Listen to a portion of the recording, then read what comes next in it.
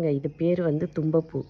இந்த தும்பப்பூவை நீங்கள் தலைக்கு குளிக்கும் போது தேங்காய் எண்ணெய் நல்லா காய வச்சுட்டு, ஒரு மிளகா காம்போட, அதுக்கப்புறம் வந்து பச்சரிசி ஒரு 10, அடுத்து தும்பப்பூ எவ்வளோ இருக்கோ அவ்வளோ பூ போட்டு அந்த எண்ணெயில் காஞ்ச பிறகு போட்டிங்கன்னா அரிசி மாதிரி மாறிடும் இது.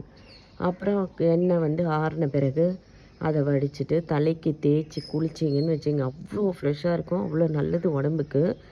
நீங்களும் வந்து தும்பப்பூ இருந்துச்சுன்னா இந்த மாதிரி பண்ணி குளிங்க.